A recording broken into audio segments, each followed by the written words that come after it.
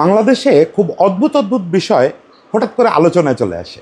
তো এবং সেইগুলা মানে কিভাবে আলোচ্য বিষয়ে পরিণত হয় এটা আপনি মানে অনুমান করতেও খুব কষ্ট হবে। যেমন এখন গত দুদিন ধরে খুব আলোচনা আছে যে তামিম ইকবাল কেন খেলোয়াড়দের সঙ্গে এবং বিসিবি সভাপতির সঙ্গে বিসিবিতে মিটিং করছেন, মানে ঠিক কোন ক্যাপাসিটিতে তামিম ইকবাল মিটিং করছেন। এটা দেখলাম যে প্রতিষ্ঠিত মিডিয়া, ফেসবুক সব জায়গায় খুব আলোচ্য একটা বিষয়ে পরিণত হয়েছে। আমি একেবারে আমার ব্যক্তিগত ফিলিং দিয়ে যদি বলতে বলেন, তাহলে আমার কথা হচ্ছে যে এই প্রশ্নটা আসলো ঠিক কোত্থেকে। মানে তামিম ইকবাল তো হাওয়ায় ভাসে আসে নাই। তামিম ইকবাল বাংলাদেশের সর্বকালের সেরা ব্যাটসম্যানদের একজন, এবং মানে পরিসংখ্যানগত দিক থেকে সর্বকালের সেরা ব্যাটসম্যান। সেইটাও খুব বড় ম্যাটার না। সর্বকালের সেরা না হয়েও সাবেক কোনো জাতীয় দলের খেলোয়াড় ক্রিকেট বোর্ডে যেতে পারেন। এমনকি যারা কখনো ইন্টারন্যাশনাল খেলেননি সেরকম কোনো সিনিয়র খেলোয়াড় যদি বর্তমান ক্রিকেটারদের সঙ্গে মিটিংয়ে বসেন, যে আগে টপ লেভেলে খেলছেন, ইন্টারন্যাশনালি খেলেননি কোনো দিন, তাও কি আমরা আপত্তি করব? করব না তো। সেখানে সামনে আমাদের ইন্ডিয়া ট্যুর, তামিম ইকবাল খেলোয়াড়দের সঙ্গে বসছেন, বিসিবি প্রেসিডেন্টের রুমে বসছেন, এটা তো খুব পজিটিভ ঘটনা রে ভাই। আমি তো চাই যে তামিম ইকবাল বসবেন, মাশরাফি বসবেন, তারপর সাকিব যখন থাকবেন না সাকিবও বসবেন, মুশফিক, রিয়াদ ওরা অবসর নেওয়ার পরে ওরাও বসবেন। জাতীয় দল যখন যেখানে যায়, এই যে সেদিন রিটায়ার করলো, ডিমারিয়া রিটায়ার করলো, ডিমারিয়ার কথাগুলো খেয়াল করে দেখেন যে এখন থেকে জাতীয় দল যেখানে যায় আমিও সেখানে যাব, আমি গ্যালারিতে থাকবো। তো ডিমারিয়া তো তাদের সঙ্গে মিটিং করবে, বিভিন্ন সময় উৎসাহমূলক কথাবার্তা বলতে ওখানে আসবে, বা অলরেডি যা নেত্রীরা করে। এই বিশ্বকাপের আগে আপনি জানেন লিওনেল স্কালোনি সেশনে সাবেক ন্যাশনাল লিজেন্ডদের আয়না কথা বলাইছে ওখানে। জানেত্রী কথা বলছেন, বা বাতিস্তুতা কথা বলছেন, রিকেলমে কথা বলছেন। এইটাই ভাই কালচার সারা পৃথিবীতে, সাবেক ক্রিকেটারদের কাজে লাগানো। ইন্ডিয়ান টিমের সঙ্গে সুনীল গাভাস্কার গিয়ে কথা বলেন, সচিন টেন্ডুলকার গিয়ে কথা বলেন, এটাই খুব স্বাভাবিক। ইন্ডিয়া ট্যুর আমাদের জন্য বিশাল একটা ব্যাপার। ইন্ডিয়াতে আমরা রোজ রোজ টেস্ট খেলতে যাই না। তার আগে তামিমকে যদি দাওয়াত করে এনে এইটা করা হয়, আমি খুবই খুশি হতাম, খুবই খুশি হতাম। কিন্তু পরে আমি একটু খোঁজ খবর নিলাম যে আসলে কি ঘটনাটা ঘটছে। এই ঘটনাটা বিসিবির উদ্যোগে ঘটে নাই। আমার কাছে সবচেয়ে শুনে যেটা ভালো লাগছে, আমার এটা খেলোয়াড়দের পক্ষ থেকে জানানো হয়েছে।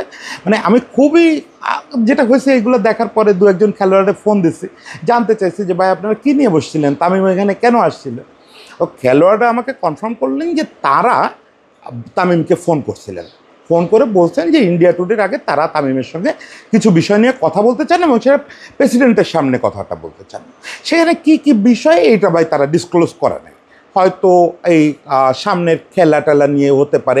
ইভেন মানে সেখানে আভাস পেলাম যে ইন্ডিয়া ট্যুরে করণীয় নিয়েও অনেকক্ষণ কথা হয়েছে, সেটাও তাদের কাছে শুনতে চাইছেন। ওখানে দেখবেন যে আমাদের যারা টিমের এখন কোর মেম্বার, শান্ত, মুমিনুল, মিরাজ, এরা সবাই ছিল। এরা সবাই মিলে তামিমের কাছ থেকে হয়তো ওই বিষয়গুলোই শুনছে। এর সঙ্গে বিভিন্ন ঘরোয়া ক্রিকেটের বিভিন্ন বিষয়, বিসিবির বিভিন্ন বিষয়, মানে বিসিবির কোন বিষয়ে কী অবস্থান। দেখেন ফারুক ভাই মাত্র প্রেসিডেন্ট হিসাবে আসছে, একটা নতুন বোর্ড, এই ক্রিকেটারদেরও তো বোঝার দরকার আছে যে তারা আসলে ক্রিকেট বোর্ডের কাছ থেকে কী চায়। এখন এই ক্রিকেটাররা স্বভাবতই কেউ সিনিয়র না ওই অর্থে, মুশফিক ছাড়া। ফলে তাদের ওই যে বোর্ডের কাছে অ্যাপ্রোচ করা নিজেদেরকে, সেজন্য তো একটা মিডিয়াম থাকলে তাদের ভালো হয়। তারা মনে করছে যে তামিমকে দেখছে যে তামিম বোর্ডের সঙ্গে ভালো সম্পর্ক আছে, ক্রীড়া উপদেষ্টার সঙ্গে ভালো সম্পর্ক আছে। তামিম তো এমন মানুষ, দুনিয়ার সবার সঙ্গে তার ভালো সম্পর্ক থাকে, সেইটা রক্ষা করে। ফলে তামিমকে তারা মিডিয়াম হিসেবে হয়তো চুজ করছে, হয়তো বলতেছি, আমি জানি না যে আসলে ঠিক কী কারণে চুজ করছে। কিন্তু খেলোয়াড়রা কনফার্ম করছেন যে তারাই তামিমকে ফোন দিয়েছিলেন। তারপরে তামিমের পক্ষ থেকে নাকি ওদেরকে যেটা বলা হয়েছিল, খেলোয়াড়রাই এটা আমাকে বলছেন যে আমি এটা ফারুক ভাইয়ের সঙ্গে আগে আলাপ করে দেখবো, ফারুক ভাই এটাতে স্বস্তি বোধ করেন কিনা, যদি স্বস্তি বোধ করেন আসবো। পরে তামিম সম্ভবত ফারুক ভাইয়ের কাছে একটা জিজ্ঞেস করছেন যে ভাই আমি যদি খেলোয়াড়রা এরকম বলতেছে আপনার সঙ্গে একটু বসবে, জাস্ট আড্ডা দিতে চাই, আপনি তো সিনিয়র খেলোয়াড়, আপনিও সাবেক ন্যাশনাল টিমের ক্যাপ্টেন। তো সিনিয়র খেলোয়াড় হিসেবে আমরা একসঙ্গে একটু বসলাম, ওদের সঙ্গে গল্প গুজব করলাম। ফারুক ভাই বলছেন আসবি না কেন, এটা তো খুবই আনন্দের বিষয় যে তোরা এইভাবে সব কিছুর ভিতরে ইনভলভ হবি। আমি তো সেটাই চাই যে সব সাবেক খেলোয়াড়রা ইনভলভ হোক সব কিছুতে। ফলে এখানে বসে সেই আড্ডাটা হয়েছে সাবেক খেলোয়াড়রা মিলে। তামিম নিজে সাবেক অধিনায়ক, ফারুক ভাই বাংলাদেশের one of the greatest captain, সেখানে মুশফিক ছিলেন সাবেক ক্যাপ্টেন, শান্ত ছিল বর্তমান ক্যাপ্টেন, মুমিনুল ছিল সাবেক ক্যাপ্টেন, এছাড়া মিরাজরা ছিল। মানে এই দৃশ্যটা দেখার জন্যই তো ভাই আমরা ক্রিকেট দেখি। আপনারা যারা প্রশ্ন করতেছেন এটা হইলো কেন, আমি বলতে চাই যে এটা এতদিন হয় নাই কেন। আমার প্রশ্ন হচ্ছে যে এতদিন এই জাতীয় ঘটনা আমরা দেখি নাই কেন। কেন আমরা ক্রিকেটারদের সঙ্গে রকিবুল ভাইকে বসতে দেখি না? কেন আমরা ক্রিকেটারদের সঙ্গে বুলবুল ভাই দেশে আসলে বুলবুল ভাইকে বসতে দেখি না? বুলবুল ভাই কিন্তু চেষ্টা করেন, আবারও বলতেছি বুলবুল ভাই কিন্তু চেষ্টা করেন, কিন্তু কখনো বোর্ড থেকে উদ্যোগ নিয়ে তাদের সঙ্গে খুব বেশি বসানো হয় নাই। বুলবুল ভাই নিজে উদ্যোগে অনেক খেলোয়াড়ের সঙ্গে বসছেন, বা খেলোয়াড়রা বুলবুল ভাইকে মাঠে আসতে বলছে, এরকম আমার মনে আছে। এই একই রকম ঘটনা ছিল, খেলোয়াড়রা বুলবুল ভাই দেশে আসছেন শুনে ফোন দিছে বুলবুল ভাইকে যে ভাই আপনি একটু মাঠে আসেন, আপনার সঙ্গে কথা বলবো। বুলবুল ভাই মাঠে গেছেন, ওরা প্র্যাকটিস শেষ করে সবাই এসে বুলবুল ভাইয়ের সঙ্গে বসে আড্ডা দিচ্ছে। এখন বুলবুল ভাইয়ের সঙ্গে আলাপ করা মানে কি? আপনি বিশ্বের সর্বাধুনিক কোচিং সিস্টেম এবং ক্রিকেট ম্যানেজমেন্ট নিয়ে একটা ছোট্ট হলেও ধারণা পাইলেন, তাই না? এটা তো ক্রিকেটারদের আগ্রহের বিষয়। এবং আমি মনে করি আমাদের ক্রিকেটারদের যে ম্যাচিউর হচ্ছে, আমাদের ক্রিকেট যে আগাচ্ছে, এটা প্রমাণ করে যে তারা এই যে তামিমের সঙ্গে বসতে চায়, তারা বুলবুল ভাইয়ের সঙ্গে বসতে চায়, তারা হয়তো রকিবুল ভাইয়ের সঙ্গে বসতে চাইবে। This is culture.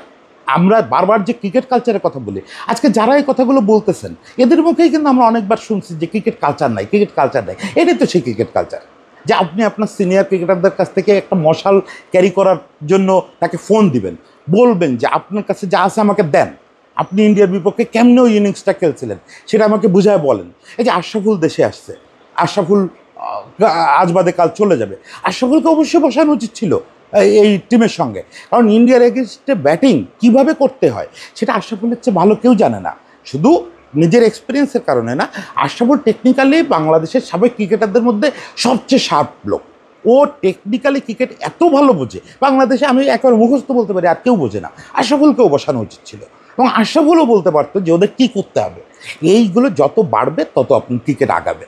আজকে এই যে দেখেন আন্ডার-19 একটা পেস বোলিং ক্যাম্প চলতেছে, নাজমুল আমাদের সাবেক পেসার, ও হচ্ছে এই ক্যাম্পের কোচ।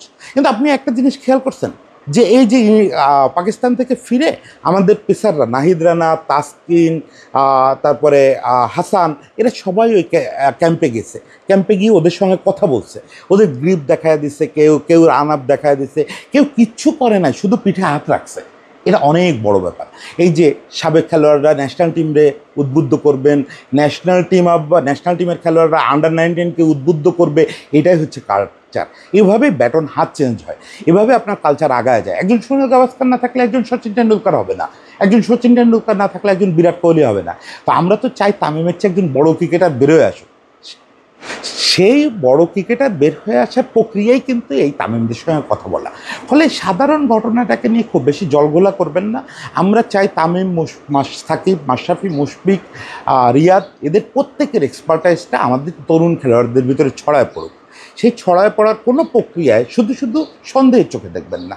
সে এখন দুদিন পরে তামিম বোর্ড ডিরেক্টর হতে পারে, দুদিন পরে তামিম কমেন্টেটর হতে পারে, দুদিন পরে আবার তামিম খেলায় ফিরতে পারে। যে কোনো পসিবিলিটি ওপেন, সব পসিবিলিটির জন্য রেডি থাকেন। কিন্তু তার মানে এই না যে তামিম বোর্ডে গেলেই আপনার সেটাকে সন্দেহ করতে হবে, আপনার ভাবতে হবে তামিম বোধহয় এখানে ষড়যন্ত্র করতে গেছে।